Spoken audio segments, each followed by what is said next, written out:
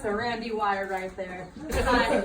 I recently had this really big thing happen. This like really big milestone for me. Sort of like a birthday and a wedding and a bar mitzvah all at once. As of January 18th, I've seen every single episode of Law & Order SVU. That doesn't sound like a lot if you haven't seen television, but basically that's 20 seasons, 20 episodes a season. So total, I've seen 447 episodes of television, 42 minutes each, and I counted that up, and that's 18,700 minutes. 312 hours and 14 straight days. So I'm not messing around here. This is a big thing for me. And the thing about having seen that much television in my young, short life is that it really makes up my brain. Like some stuff has just wormed its way in. And so sometimes it'll be late at night, like it was recently, and I'll stare up and I'll think, wow, that was really weird. Like, for example, there's this one episode, and I'm gonna set the scene here. It's New York City. A crime has been committed. Dun dun. And whoever you think it is, it's not who you think it is, because y'all know who did the crime? A tiger. An honest to God tiger in New York City commits the crime. And they're like, how many tigers are just roaming around New York City? Actual quote. And so they go in. They find out that the tiger is involved in an animal smuggling ring. He's not an animal smuggler, he's one of the animals. And so they go through, and there's this big end scene where they're looking through and they find out that a gibbon monkey is being smuggled in the airport that night. And by that day, it's noon, out in the open, it's noon when this all goes down.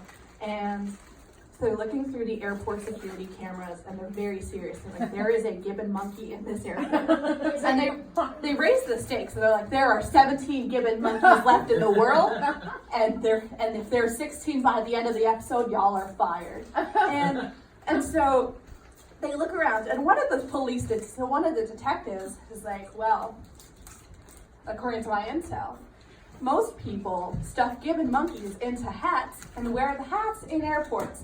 And they don't really unpack that. They just keep moving. And so they look around. They don't find any 10-gallon hats. So they're like, oh, darn. No hats here. What's next? And so they look around. They're like, oh, nothing suspicious. But then they find him. It's a single man, no luggage, no carry-on, a full suit, and sunglasses inside.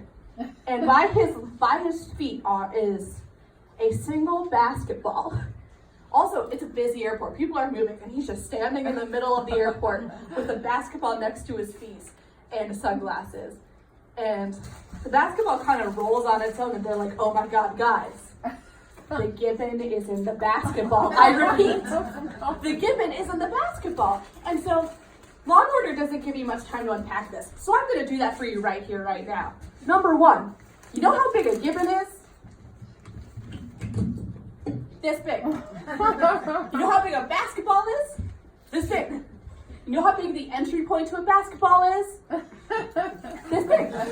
And spoiler alert, the gibbon is fine. They don't liquefy this monkey to fit it in. The gibbon is fine.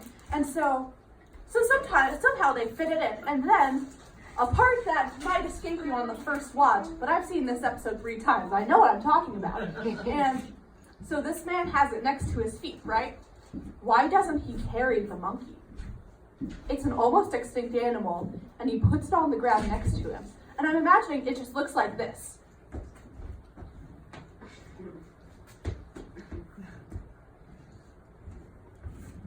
I don't carry around extinct animals for a living, but that doesn't sound like a good plan. And eventually they find it. Like, the monkey's fine. They get it. It's this big thing where they have to chase around a single basketball throughout a New York City airport. And also, real quick, I know in New York City, the citizens are really desensitized to, like, weird things, but I feel like that's a level. Like, I feel like no one gives it a second glance that there's a man with a basketball that's unusually rowdy with no carry-on. Like, I feel like that's just, it just seems odd to me. But then, so they find the gibbon, everything's fine. The gibbon, a police officer holds the gibbon, and I get the singular experience of watching someone try to be serious while holding a monkey. And then the episode ends. But the thing is that there's a specific injustice that doesn't really conclude. And I know what you're thinking, is it that you've seen 18,000, is it that you've watched 18,000 minutes of this show? 18,000 minutes of your life you can't get back? No. Is that, do y'all remember the tiger at the beginning of the episode? Yeah. He never got arrested. Thank you for your time.